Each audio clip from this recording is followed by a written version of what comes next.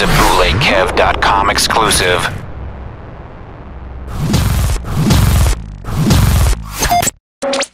Yo, it's Power 98.3, man, bootlegkev.com. We sitting here backstage at Powerhouse 2012, and I'm like chilling. I went to go say peace to the Black Wall Street homies, and Stat Quo was on stage with him, man. What's up, Stat? Just like, you know, just out here chilling, man. You know what I'm saying? Yeah, man.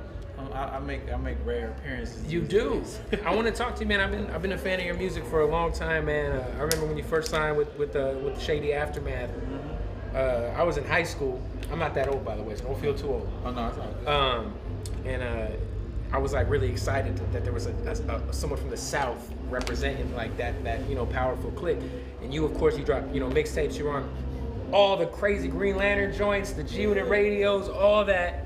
And we finally got Stat Atlanta in 2010, which had nothing to do with Shady and Aftermath. Of course, right? Nothing at all. It was a totally different album. It was totally different. I just, I really named that album Stat Atlanta only because I just wanted to get that name out of there because it was in so many people's minds. Yeah. So it's like, if I put an LP out and I didn't call it Stat Atlanta, people would be like, what the hell?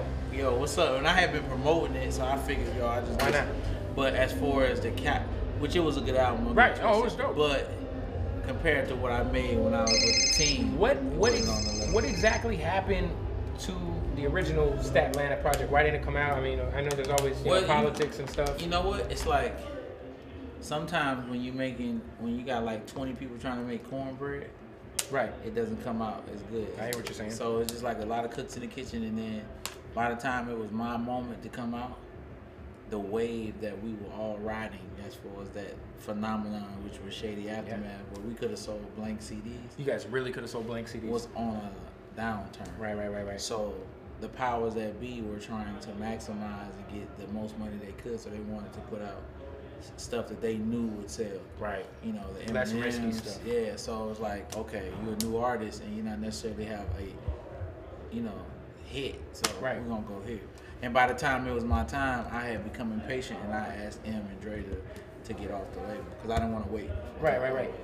That original album, I'm sure that there was some crazy music. Oh, that's incredible. Do you still have that? I have the album. Are you gonna ever let the people hear it? Well, the internet age. You know what? At one point, I was just gonna throw it out there, but because I do so much business, right, with everybody involved with that project, I don't know if I'm gonna do that. But at one point, I was. I think one day you have to, man. You know what I'm saying? I guess I remember one day. One day. When I'm so far ahead business wise to where they can't really affect my business, maybe I'll do it. I know that. But you know what? I'm on a project that I'm working on right now. Yeah. I think I'm gonna put one of the songs. Okay. That it's a song that I had with Scarface. Oh wow. That I'm gonna put on this project. And back then, the hot producers were different than today. So who produced that particular Dre? Dre did. Okay. Damn. And this dude named Steve Estefan. So, what is the new album you're working on? You told me you're working on something new right now. Well, it's a project. It's a project. I don't want to call it like, I don't know if it's an album or whatever. Because I just decided this for a long time. I wasn't making music for myself. I was just working with other artists or whatever. And then I just started doing a couple songs for myself. That's what's up. Lady, so I'm gonna put them all together. Nice. And just call it something. Like you said, you've been kind of, especially in the Aftermath world, you've been, I know you've been doing a lot of writing, a lot of behind the scenes stuff with Dre. And I know that you've made some contributions to the famed Detox album that hasn't seen the light of day yet. I work on a lot of stuff that doesn't come out, it seems. Right. So, but at the end of the day, I've had a blessed career. I'm not gonna walk in the mall and people are gonna run me and chase me down. But I worked with pretty much every rapper that I've looked up to and respected,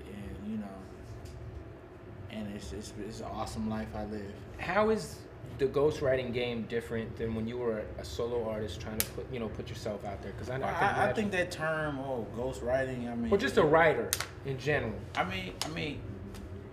I think when I first started in this music business, I would call myself just as a writer, but it's just a lot more significant at this point because I've been taught by Dre, just like Game. When you go to, you go to Dr. Dre school, it's just a different thing. So I would call myself more of a producer, executive That's what's producer, up. instead of just saying like, you know, to throw it in the writing thing. It's just, you know, I'm just bigger than that. And then like you said, you know, you got off the label, but you're still rolling with the team. You know what I'm saying? It's just, Well, yeah. I mean, you know, it's my own thing, but I just in a decide. different capacity. And the good part is like I just decide who I want to deal with. You know, stuff that I'm really excited about. Like I'm excited about Game's new album, Jesus Peace, that's dropping. I was still excited about Good Kid, Mad City by Kendrick. Of course. You know, so it's just a good look all the way around. You're from Atlanta. I know that you're in LA all the time. I know you work out of LA. You work with all these legendary, you know, West Coast artists. But back home, who are some artists that you're kind of excited about just from the southern region of the world right now? I like Young Scooter. Young Scooter. I've heard of Young Scooter. I like Young Scooter. I like Trinidad James. Trinidad James is dope. You know, of course, you know, 2 Chainz, Titty Boy to me. But Yeah, of course. I'm so excited about anything he's doing because, you know, he's somebody that, you know, I watched his struggle. Yeah. He watched mine. And when he wins, it's like everybody that went through the same struggle that he went through, like me did. Exactly. It's like me winning. You guys kind of went through a similar struggle. Exactly. It's like when Kendrick's album came out, for me it felt like, in a strange sense, it felt like my album came out. You know, it's just like, it was just a big accomplishment because I know what barriers you have to jump over to come out with an album on the Drake. Especially when you know, with Game situation, a lot of the other guys were different because they had like the whole G Unit momentum and everything. Talking about Kendrick, it's just him. It's just him, yeah. You know what I'm saying? And for him to get that album out and to sign and then put an album out so fast, and because I know how Dre is. What are some projects coming up? Other artist projects that you've contributed to, man, that we can be expecting? Besides, I mean, I'm sure Jesus Peace. I mean, you know, with me, man, for real, I think the reason why like people like working with me is because I don't really say too much. You know? Right. All right. Yeah. So, he keeps it on the low, man. This dude is. I don't really, you know. He keeps it confidential. I'm not really big on like people be like, credit. I'm not really big on the credit. I don't care. I know at the end of the day, cut the check. And God know what we did. Yeah. I know, you know, and I'm paid very well, and so I don't really. He's a very humble guy. I don't really get into the whole like, you know. Just know, man, if it's a good album, I probably was working on it. How about that? If it's a good rap album and you like it, then I probably have Stat Quo has something to do with it. There it is, man. Stat. Hey, it was good to run into you, man. I can't wait to hear some Stat Quo music, though. I got something coming, man. I really do. It's gonna be nice, man. And I just got to figure out if I'm gonna give it away for free or I'm gonna allow the man to coerce me with their evil money and maybe charge. Well, hopefully one day we'll get the original Statlanta. Yeah. You know, just one day. One of these days. One of these days, man. Much love, man. Thanks for your time. Yes, sir. man. Enjoy the show, y'all. Appreciate it, G.